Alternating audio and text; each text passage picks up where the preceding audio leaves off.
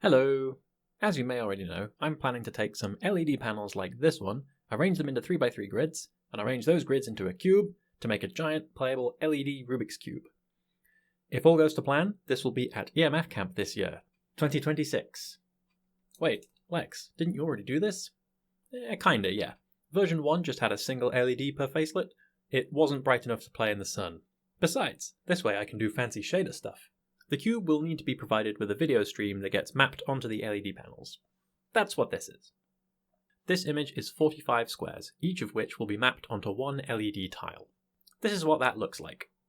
Well, this is a computer simulation of what it will look like, because I still only have one LED panel, so I can't demonstrate it on the real thing yet. How does it work? Let's get into the details. This mapping is arbitrary. I can map any one of these tiles to any position on the cube. This is because I don't want to have to think about how to chain all the panels together when I assemble the cube in the field. Once it's in and assembled, I can just reconfigure the software so that everything maps to the right place. I made a tool for doing this, and it's built into the command line interface. The tiles can have 4 different rotations too, so I need to make sure these are all correct. So I can turn on these arrows to help me do that. I have a command that can rotate a tile, and all I have to do is make sure all the arrows point towards the center of their face, and that the coloured arrowheads on the center tile point towards the right colours at all times. So, with details of the expected positions, rotations and colours, I have most of what I need to render each of these tiles. This, of course, is a job for a graphics processor, a GPU.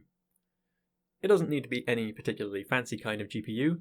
I have this old graphics card lying around, and it has a driver with OpenGL support, because of course it does, so I'm going to use that card and OpenGL. Almost every graphics card ever supports OpenGL, so I can test this on my desktop PC too, which is quite handy.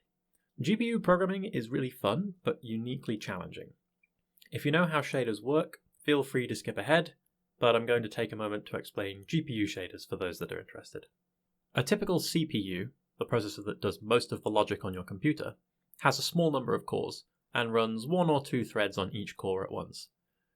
My PC has 6 cores and can run 12 threads simultaneously. Each of those threads can be a completely different program and can be working on data that is different to what all the other cores are working with. A graphics processor is very different to this. A GPU typically has hundreds of cores. A particularly high-end modern GPU could have more than 10,000 cores, but they aren't the kind that can run normal computer programs. They are specifically for executing shader code. A shader program is a program that runs on a GPU and generates an image as output.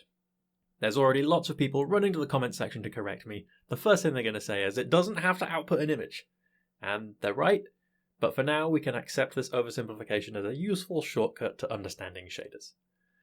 A shader program runs across many graphics cores at once. In a typical GPU system, they will all be executing in lockstep with each other. This simplifies the hardware since you can just have one fetch unit to get the next instruction for all cores at once. These cores are tiny and very simple. The advantage of having so many individual cores all running the same program is that you can generate the output image much faster. They're all running the same program, but they're all operating on different input data. Each one generates a single pixel of output. Yes, I know, you're heading to the comments section to explain all my oversimplifications. You're welcome to do so, actually, and perhaps people can learn more in the comments section if they want to. I am deliberately keeping this simple. Imagine a CPU as a person with a detailed procedure written down in front of them, explaining it step by step to another person who then carries out that procedure.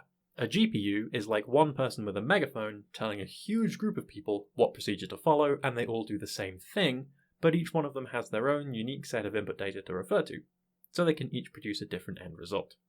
Maybe I have millions of pixels to render, but I can render a few hundred all at once by running the program on a few hundred cores.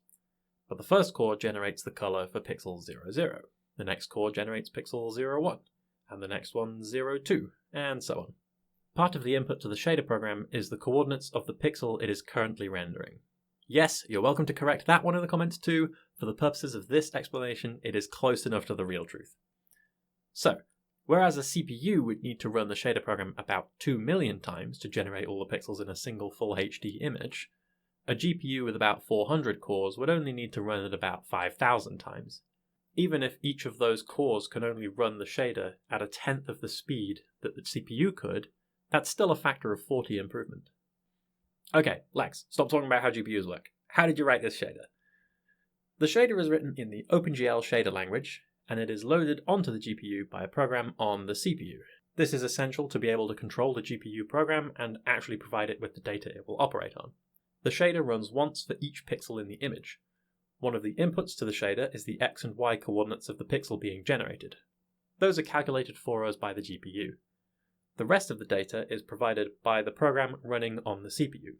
The inputs that I provide to my shader from the CPU are things that are the same across all pixels. What I provide is a big list of what colours are where on the Rubik's Cube, what kind of twist is currently happening, and how far we are through that twist. With all this information, I can then calculate what colour the current pixel should be. The first thing the shader does is determine which tile the current pixel is in. For example, this pixel here has these coordinates. I know how wide the tiles are in pixels, and so I divide the coordinates by that number to determine which tile I am in. I can also calculate the relative coordinates within the tile.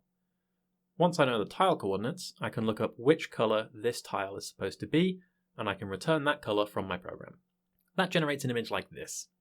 I don't like this image. The tiles blend into each other. It's impossible to see the separation between the facelets of the cube.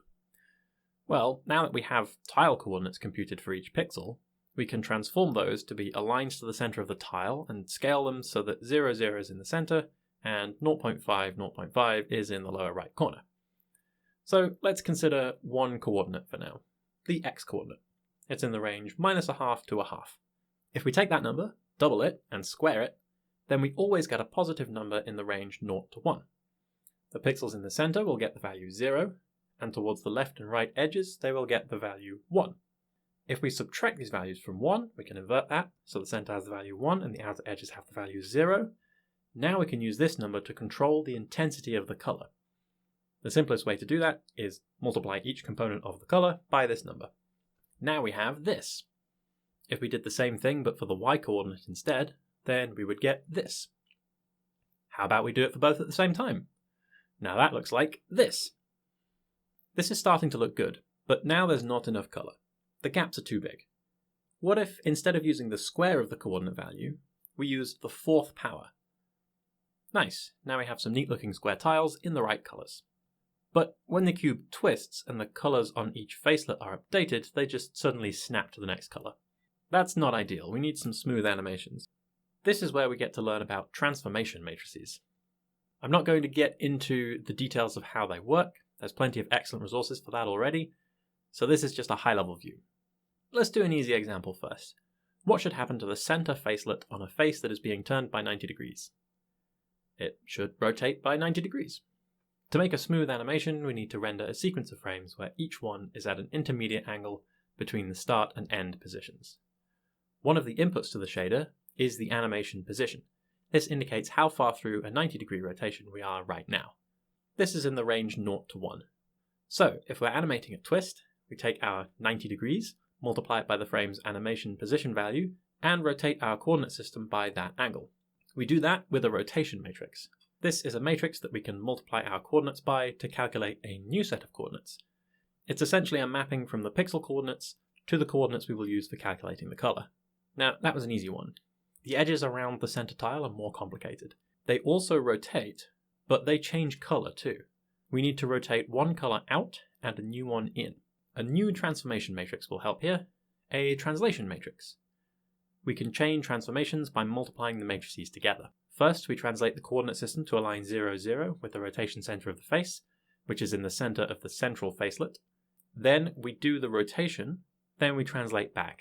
The order looks backwards, but that's just because the mathematics of matrix multiplication works out that way. The leftmost transformation is applied last. If we do this twice, but also subtract 90 degrees from the second copy, and use the colour for this facelet after the twist is finished, now we have a nice animation for this tile too. There's something missing though. The corner colour should appear in between. With another set of transformations, we can render this one too. All the same logic helps us render the 3 facelets that pass through corner tiles, we just arrange these transformations a little differently. Finally, we can use similar transforms to render the tiny bits of the edge facelets that pass through the centre tile during a rotation. Note that even though I'm showing 5 full facelets here, all contributing to the image for this particular tile, Nothing is excessively rendered in the actual program. I'm just showing them so it's more clear what's going on. The rendering process happens per pixel, and there is no prior step that involves rendering each facelet. It's a single precise render pass. This is one of the big advantages of using a shader to generate the imagery. Of course, the entire face does get rendered most of the time, so I could instead render the whole face at once and turn that into a texture that I can sample to generate each face. But by doing it this way instead, I don't get any kind of pixelation or aliasing during the rotations. There's also times when some of the face doesn't need to be rendered, so I can avoid pointlessly rendering these corners at those times. In this case, that's not a particularly big benefit, but I do prefer to keep up the practice of being frugal with my use of computing resources. The edges around a twisting face also get some animations. These are simpler because they are just translations. The facelets just slide through the tiles. That's all the concepts behind how the shader works, but the details of the implementation are actually quite complicated. If there's interest, once I'm no longer panicking about getting this thing finished on time, then I might make a video that explains some of those. I hope you enjoyed this video. Hopefully the next one will be about the hardware I've built to run this program and to drive the LEDs and read the switches. Subscribe if you don't want to miss it. And send me money on Patreon or YouTube if you want to help towards the massive cost of this project. Also, if you work for a company that makes or sells these kinds of LED panels and you want to sponsor a cool art project for a festival with lots of geeks at it, please, please, please contact me. Don't forget to gently pet the like button an odd number of times. See you in the next one.